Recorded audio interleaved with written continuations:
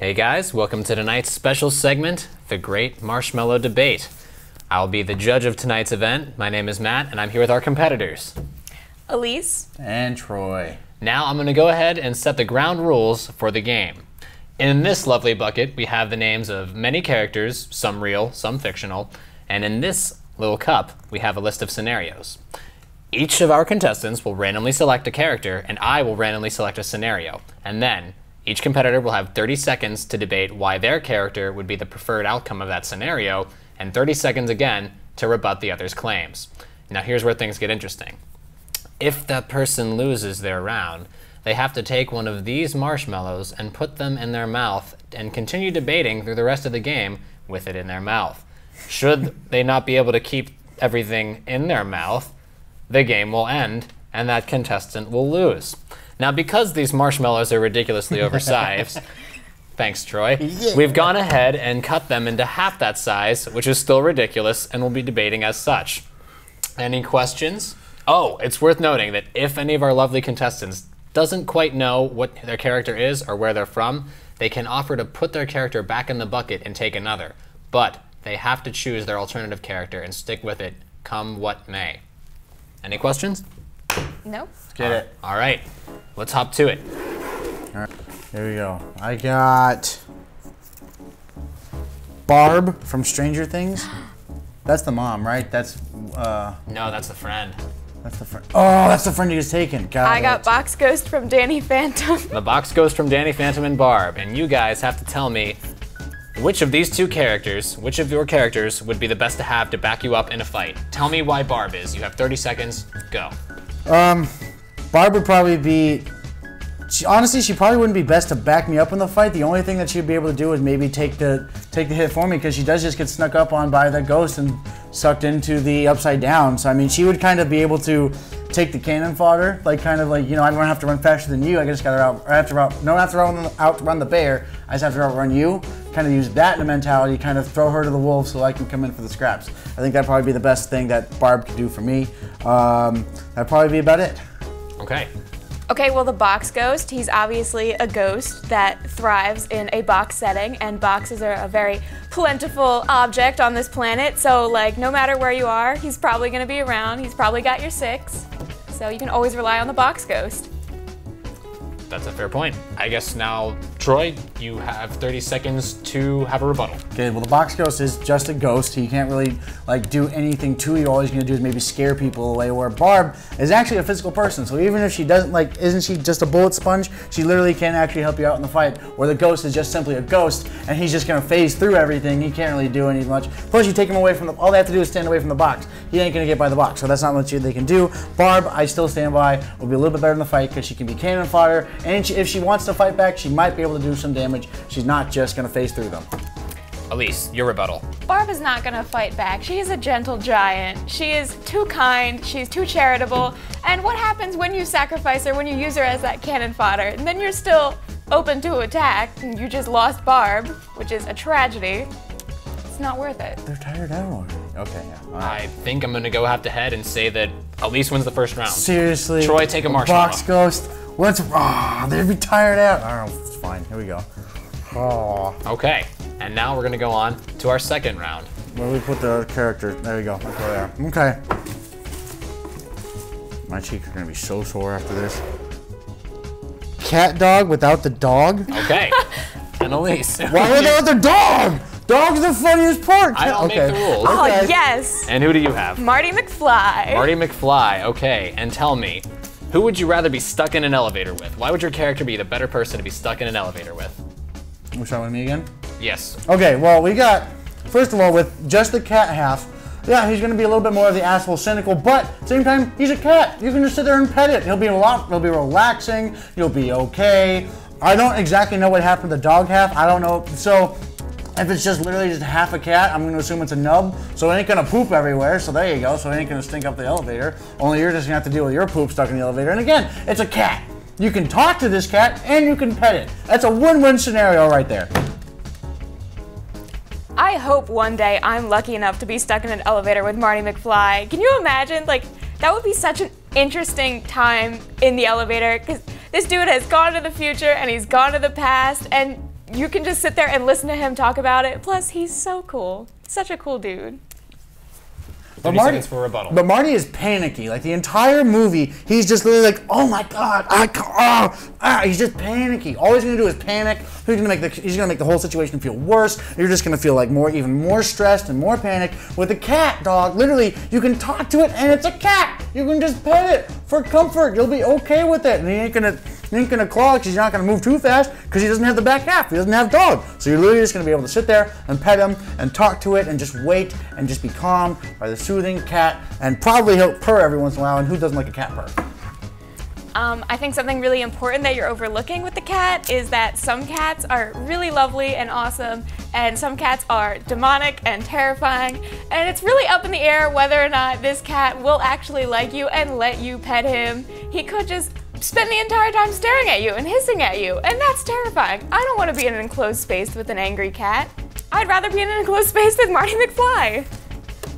You know, that was a tough one, but I have to say Troy raises a good point with Marty McFly being a little bit antsy, and that's not exactly what you want when you're in a confined space in an elevator. And even though I would think Marty McFly would be cool, I'm gonna have to give this round to Troy. Yes. All right, and now we go on to our next round. Troy, if you'd kindly pick your character.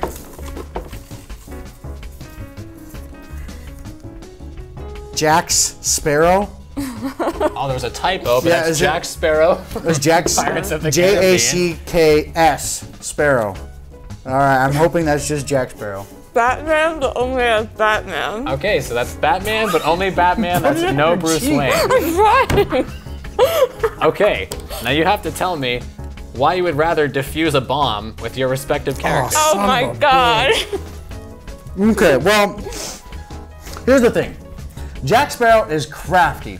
Like literally, one of his mottos, he's like, you remember this as the day you almost caught Captain Jack Sparrow. You almost blew up Captain Jack Sparrow. So he's gonna be entertaining, he's gonna be goofing around, but the bomb is still gonna get defused. So he's gonna keep you calm, even though it looks really hectic, he's gonna keep you calm, he's gonna get that bomb defused, and if not, you're gonna go ahead and get away from it, you're gonna get out, because you can't catch Captain Jack Sparrow, so I think you'll be fine. And plus, it's Johnny Depp. He's a pirate, so he'll be drunk. Okay, it's Batman, but only as Batman. Batman's entire life is defusing bombs. That's what he does for a living. Except not a living, because that's not his living. But like, that's what he does, that's his thing. He's a crime fighter, that's crime, he fights it. You can't get any simpler than that.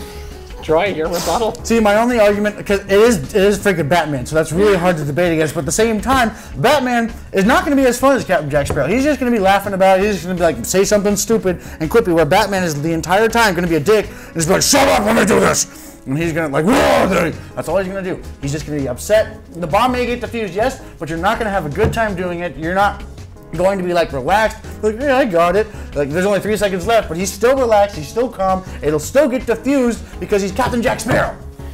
Personally, I don't look for a slapstick routine when I'm like, there's a bomb that's gonna go off. Like I want someone to handle that right away.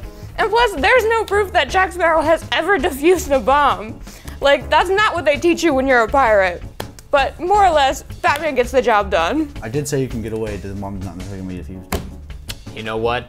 I think Alise might have had this one. Batman's got the expertise, and while you might have a few more laughs with defusing a bomb with Captain Jack Sparrow, I think Batman's ultimately the guy you want in your corner. That was really unfortunate. Like, how are you gonna not win against Batman defusing a bomb? Son of a bitch. Oh. We're good! Okay. Round 4. Troy, if you kindly pick your character.